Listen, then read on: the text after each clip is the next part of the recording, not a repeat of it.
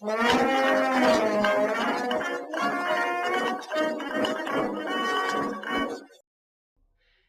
everyone, Adam Shara here from Bravura Media Company. Today we're going to be showing you three very old maps of Ireland.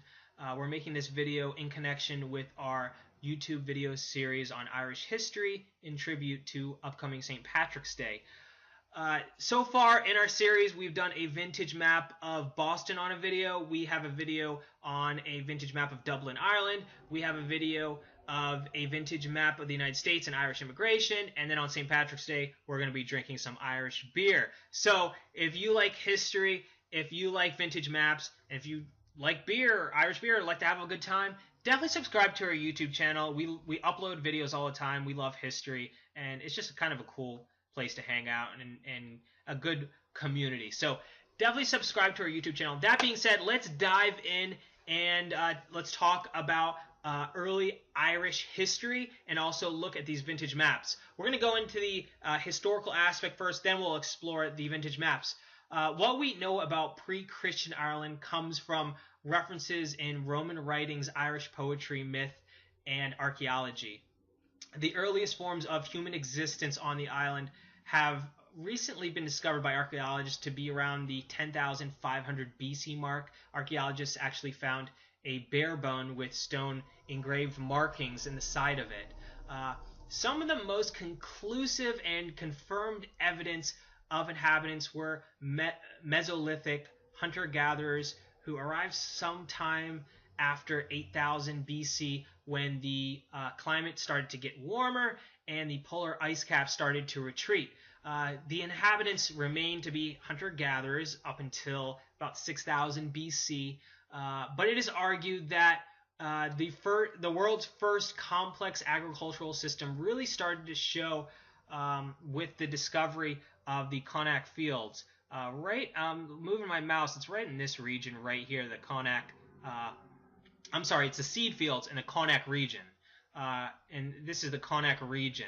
So they started to see development of unique agricultural systems. This led to the establishment of a high Neolithic culture, and it was characterized by the appearance of pottery, polished stone tools, rectangular wooden houses, and communal megalithic tombs. What was first a kind of tribal affiliation throughout the island, so you had all these different tribes scattered across Ireland, eventually, as you know, changed into a different system, I guess a system of kingdoms. And there's multiple different elements that had influence on that, ranging from Vikings and Christianity. To take a couple step backs from that, perspective, they were actually Irish pirates. I thought this was kind of cool. Indigenous Irish pirates. And they attacked the coast of Western Britain in the same way that the Vikings would later attack Ireland. So they were, this is interesting, they were invading parts of Britain before the Vikings. Some of the pirates, in a sense, even found new kingdoms, which included Pictland and sections of Cornwall, Wales, and I want to pronounce this right, Cumbria. And so essentially all these Irish pirates were going over to Britain and just kind of putting down a flag and saying, let's start a kingdom here. So I thought that was kind of interesting. That is probably pretty unknown. So these pirates eventually had to make their way back to Ireland to come back to their families. And I thought that was kind of interesting because when they came back, and this is just very symbolic of what happened with Vikings, they brought back with them merchants, slaves, and missionaries from Britain. Okay? And at that point, I mean, archaeologists are having a hard time with this because you have the tradition of St. Patrick. So these Irish pirates were coming back. They believed that some elements of Christianity were essentially being reinforced in the area before St. Patrick. As you know, St. Patrick came to Ireland in 432 AD. The pirates were going back and forth before this time. So this is where it gets kind of cool, and we're going to be talking about St. Patrick more specifically. So as we all know, historical tradition maintains that in 432 AD, as we said before, St. Patrick arrived in Ireland, and in the years following, worked to convert the Irish to Christianity. Because of this, we celebrate St. Patrick's Day on March 17th, which is his actual supposed date of death. 432 AD, though, as we said before, is not the first time St. Patrick had arrived in Ireland. In 432, he had not arrived in Ireland. That wasn't his first time. That wasn't his first rodeo. According to the Confessio of Patrick, when he was 16, he was captured by Irish pirates from his home in Britain. So he was taken from Britain and he was a slave, and he was actually looking after animals on a farm where he lived for 6 years before escaping to go back to his family in Britain. He actually escaped. He eventually became a cleric. He returned to North and Western Ireland, and then he started converting the pagan Irish to Christians. I think that's fascinating about the Irish pirates essentially going back between Britain and Ireland and essentially taking elements of Christianity. I mean, those Irish pirates going over to Britain really created really reinforced Christianity into Ireland. So I think that was pretty cool. Very cool little background into St. Patrick. I might do another video on St. Patrick. I need to go into more depth than that. So after that, after St. Patrick started converting all these pagans to Christianity, he became a patron saint of Ireland. Because he essentially converted Celtic polytheism to Christianity. As we said, the pagans in Ireland to Christianity. So let's dive into these maps.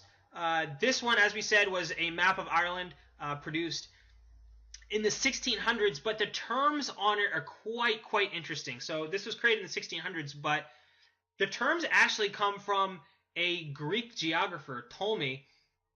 He's also a writer. He was born in 100 AD, and he actually lived in Alexandria, Egypt.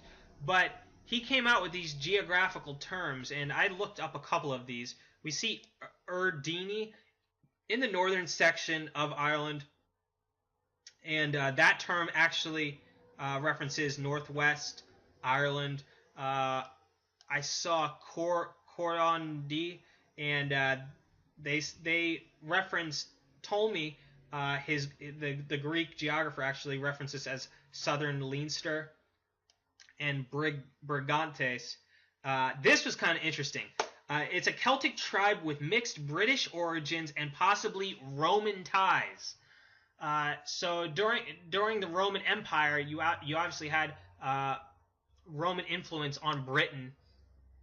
This is kind of a blending of multiple cultures in this area. I thought that was very fascinating, very fascinating. But I mean, this map is extremely old, and obviously the terms are very different. So I just wanted to show you this map. Let's move on to another. This one is a 1592 map of Ireland, and we can see these. Remember we talked about the Connacht region, the farming. Remember we were talking about advanced complex farming? Right here, it's this region right here that really saw what archaeologists believe to be a very unique and complex agricultural system. And I like, we zoom in a little bit, we can see Dublin labeled right here, Dublyn, very different spelling from what we have today. And we've got all these different sections labeled. Very beautiful map. I think we also have some kingdoms and some towns labeled. We can see this drawing right here. We even see family names. I mean, if you look around here, Connell and Connor. We can see some family names in the area. Carty.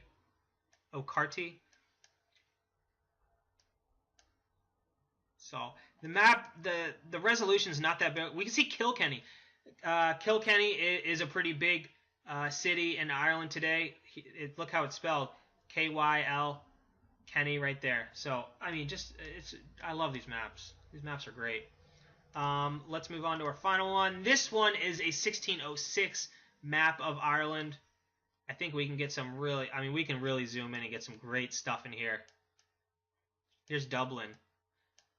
Look, this is a 1606 map. We've got Dublin spelled, St. Patrick Lund. We can see, look at the illustration of towns, and you have settlements and cities. Absolutely stunning. These are names. O'Hanley, O'Magram. These are family names. Beautiful. What's interesting about the Connacht region right here, I mean, the availability, we talked about the advanced agriculture. I mean, look how many inways and streams and plethora of irrigational methods in this area. I mean, very vast. I mean, you had a major waterway right here, and you had the ocean on the other side. So very conducive to advanced agriculture. I mean, there are so many names. Look, Clan O'Rugdon. Unbelievable. They crammed all this information on it. This is unbelievable. I can't. There's so many names. Condon. Look at that. Let's see if we can find Kilkenny. Kilkenny should be... I'm not looking. Dublin's right here. We can see the illustration of Dublin right here. Kilkenny should be right around... We see Waterford right there. Ah, there we are. Kilkenny. Very cool. Beautiful map. Really, I love these maps. Look at some of the artwork on the sides, too. Look at that. Fascinating. So, definitely some cool maps. I hope this video has been helpful on the history. Definitely stay tuned to us. Subscribe to our YouTube channel. We do videos like these all the time where we look at history, look at vintage maps. We're going to be talking about Irish history further. Check back with us on St. Patrick's Day. We're going to be drinking some Irish beer. We might even talk about beer history, maybe whiskey history in Ireland. Come on, you gotta come to our channel for that. Definitely subscribe. Leave a comment below, like, and I will see you guys soon. All right, take care. All right, bye.